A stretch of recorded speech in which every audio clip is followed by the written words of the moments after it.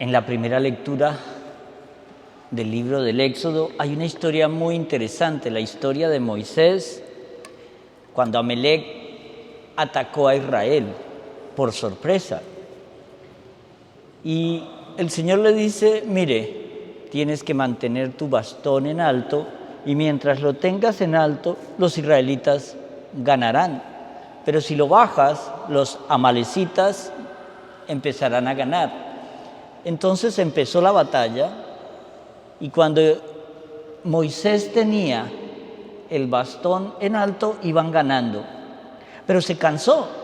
Entonces llamó a Aarón y creo que el otro se llamaba Oreb, para que le ayudaran a sostener los brazos. Y así pudo él sentarse con los brazos en alto durante todo un día y los israelitas ganaron.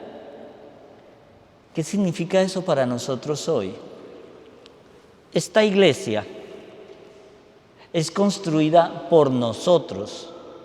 O sea, en la iglesia es tan importante el diácono, el sacristán, los lectores, los ushers, los ministros de comunión, al igual que ustedes, cada uno de ustedes que está ahí sentado, porque la iglesia la construimos todos. Nosotros nos metemos a un seminario para estudiar, ser curas, el diácono también, los sacristanes tratan de prepararse y cada uno tiene una función. ¿Ustedes se imaginan que todos los dedos de la mano fueran iguales? Seríamos deformes, pero cada uno tiene una función que el otro no puede hacer. Y esta iglesia necesita de esas personas que sostienen los brazos para que siga funcionando. Son sus oraciones, es lo que ustedes donan cada domingo en la misa. A mí me parece curioso que cuando un católico está en la misa católica, mira a ver qué tiene en el monedero y tira 25 centavos, 50, en el mejor de los casos $1. Pero eso sí, el día que se meten a una iglesia protestante, sacan la chequera y dan el 10%. Y cuando ya ellos les han sacado todo el dinero, vuelven aquí y otra vez 25 centavos. Católico ignorante, futuro protestante. Y eso es lo que el Señor nos quiere inculcar hoy, tanto en la primera lectura, que la iglesia la sostenemos todos. No es un ente anónimo por allá que le regala, no, eres tú. Es tu participación en la iglesia, en los ministerios, en la oración, en los sacramentos, que hace que esta iglesia siga aún después de 2000 años de la muerte de nuestro Señor Jesucristo y de su resurrección. Pero viene ahora algo bien interesante, este evangelio. Miren lo lindo que este evangelio nos trae. El contexto histórico de Lucas. Primero hay que pensar cuándo nuestro Señor Jesucristo dice esta parábola y cuándo es escrita. Hay una diferencia de unos 40, 50 años. Y se vivían momentos bastante diferentes. Uno es cuando Jesús estaba allí y otro es cuando todo el pueblo judío estaba en contra de los cristianos. Entonces, aquí es cuando entendemos una cosa: ser cristiano es altamente peligroso. O si no, miren cómo acabaron 10 apóstoles siendo asesinados de las maneras más crueles. Y eso recuerda que el Señor nos está llamando en este evangelio hoy a la oración persistente, insistente, constante, sin vacilaciones y a todo momento. ¿Qué pasa cuando la oración falta? Que nos vamos apartando. Miren, no sé si les he contado la historia del cuadro de La Última Cena de Leonardo da Vinci. ¿Sí o no? Ok, vamos a decir todos, no. Ok, entonces ya les puedo contar porque ninguno se la sabe. Entonces, es muy lindo. Leonardo da Vinci quería hacer una obra grandísima, una obra que representase la Última Cena. Ese cuadro actualmente está en un convento en Milán. en un convento museo en Milán. Y ese cuadro, él tardó unos 20 años en pintarlo. Entonces le trajeron, el primero que él pintó fue a Jesús. Entonces, él quería representar la inocencia, el amor, la trascendencia, una mirada profunda, una mirada totalmente santa, una belleza. Entonces le trajeron un joven de unos 17 años y él dijo, este es. Y lo pintó. Y empezó a pintar durante muchos años los otros apóstoles. Y el último que pintó, 20 años más tarde, fue a Judas, el que lo traicionó. Y él quería representar el odio, la rabia, la envidia, la fealdad, lo más bajo. Y no encontraba a nadie hasta que le dijeron que posiblemente en la cárcel lo iba a encontrar. Entonces, en la cárcel encontraron a ese hombre y se lo llevaron. Y él empezó durante una semana a pintarlo, pero no le hablaba. Cuando al final él dice a los guardias, ya se lo pueden llevar,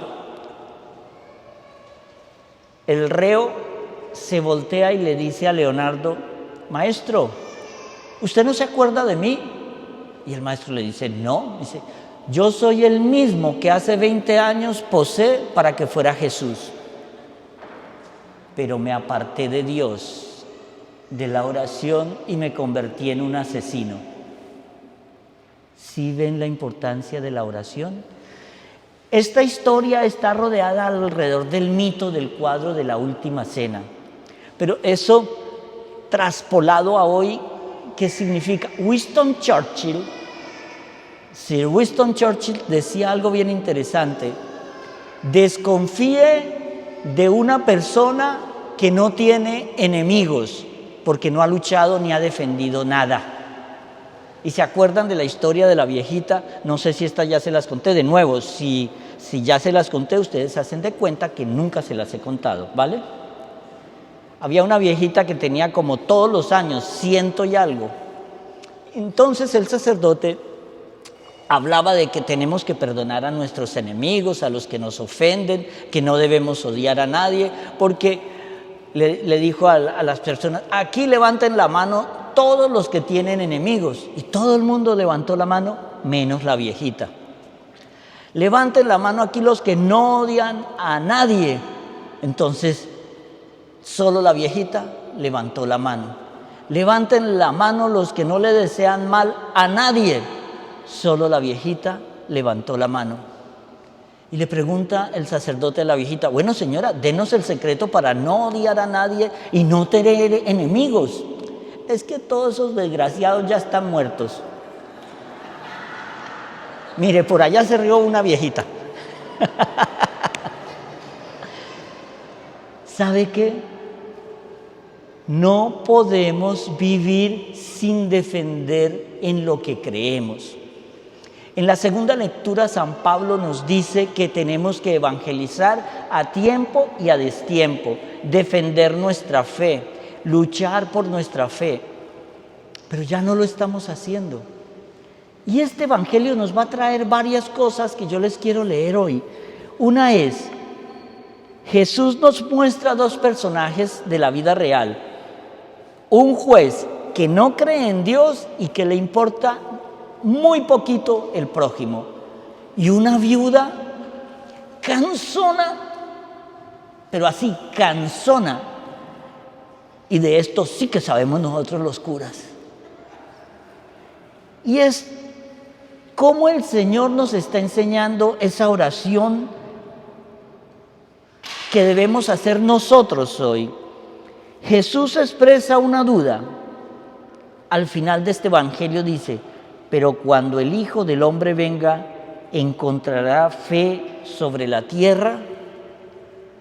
Ahorita que estuve en España celebrando misas en varios sitios, me impresionaba. Unas iglesias hermosísimas con obras de arte de Tiepolo, de Piero della Francesca, de Leonardo da Vinci. Y una misa de domingo en esas iglesias que tienen 1000 años, 500 años, que son de una imponencia, se volvieron museos de turistas, porque a la hora de la misa hay 5, 10 personas en una misa dominical.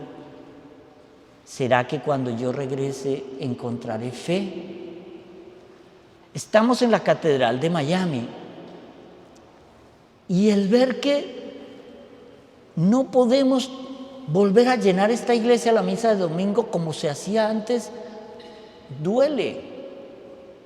Porque es que estamos llamados a la oración todos, no solamente las 4 viejitas rezanderas, los curas y los diáconos, no, todos debemos hacer de la oración una alabanza continua.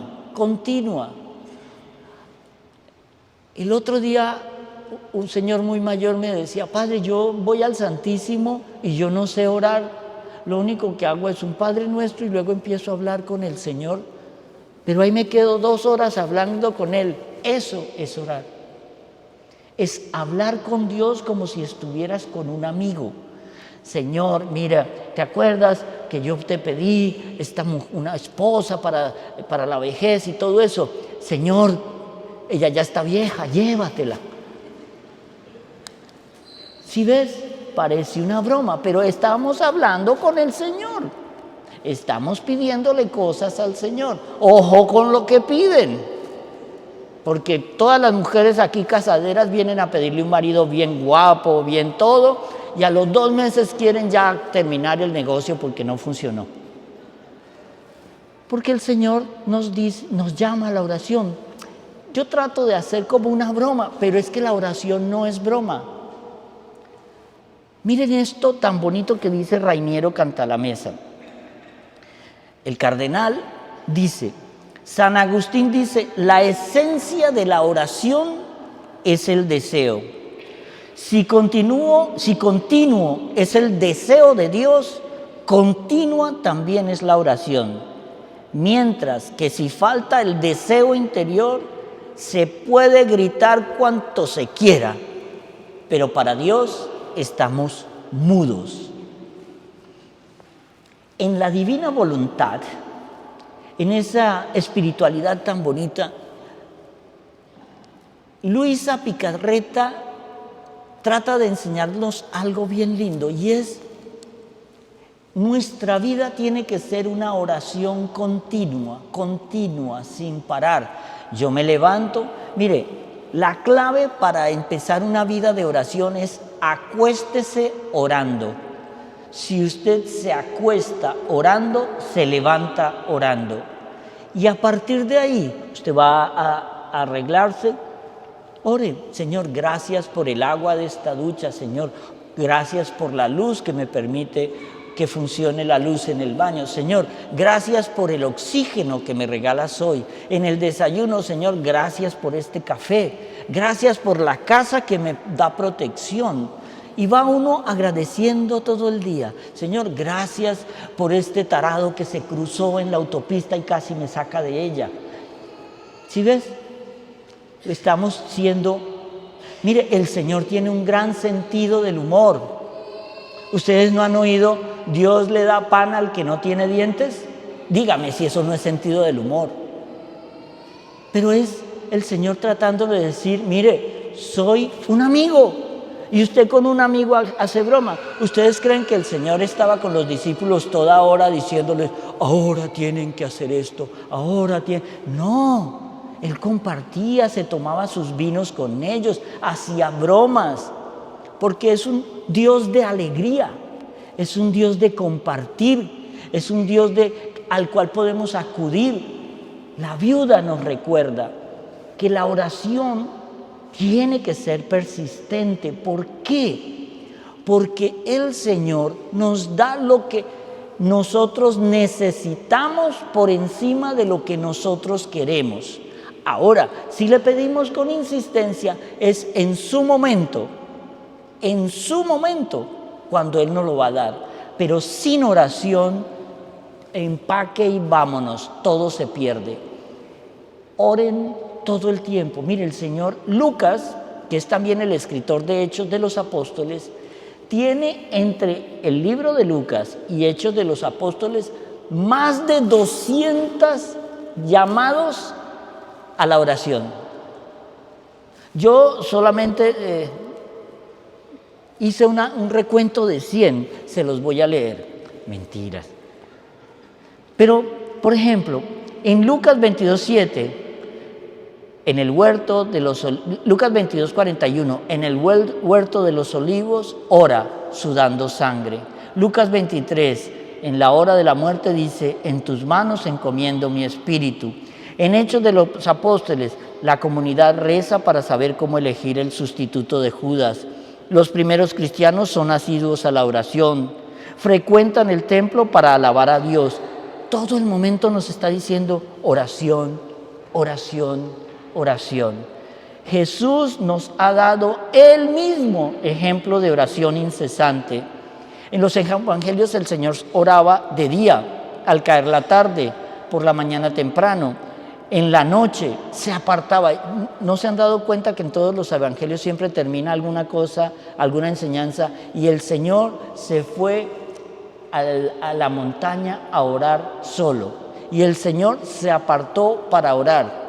Nos enseña que nos encerremos en nuestra habitación para orar. Pero nos dice algo bien interesante. Dice, la Iglesia ha fijado desde el primer momento un día especial para dedicar al culto y a la oración, el domingo. Hay muchos hermanos que me preguntan, pero el mandamiento es el sábado. El sábado era para la ley de los judíos, pero como Jesús hizo todo de nuevo y resucitó un domingo, entonces los cristianos seguimos a Cristo por haber resucitado el domingo, porque ese día nacimos de nuevo a la vida eterna. Esa es la importancia de consagrar el domingo. Ustedes pueden venir de lunes a viernes a misa, pero si faltan el domingo, no pueden comulgar. Tienen que ir primero a la confesión y decir, falté este domingo a la misa. Quien come la comunión sin confesión, se come su condenación. La confesión no es un favor, es un sacramento que tiene que ser realizado antes de venir a la comunión, si es que hemos hecho un pecado mortal. Y el tercer mandamiento dice, santificar la fiesta del Señor. Si yo no vengo, es pecado mortal y ya está, no vamos a pelear, está ahí, ¿qué le vamos a hacer? Entonces, acuérdense, la confesión es un acto en el cual el sacerdote les quita esos demonios que hemos atrapado con el pecado mortal y los deja limpios para poder recibir el cuerpo de Dios. Recordemos siempre, en la comunión nos estamos comiendo a Dios. Dios entra en mí. Tenemos que estar adecuadamente preparados para recibirlo. Y no vengan a recibir la comunión, como me ha pasado algunas veces, con un chicle en la boca. O la cogen de alguna manera como si esto... No, tenemos que reverenciar la Eucaristía. Y es por eso que Rainiero Cantalamessa nos dice, el cristiano no puede vivir sin la Eucaristía dominical. ¿No sabes que el cristiano existe para la Eucaristía y la Eucaristía para el cristiano? Hoy este Evangelio nos enseña dos cosas importantes. Uno, la oración constante, incesante y suplicante. Y dos, el respeto por la Eucaristía. Si usted siente que no está preparado, ponga los brazos así y recibirá una comunión espiritual, una bendición, porque tú le dices por respeto al Señor, Señor, quiero recibirte, pero no estoy debidamente preparado.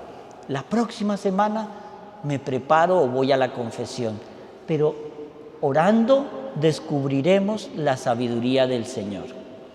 Amén.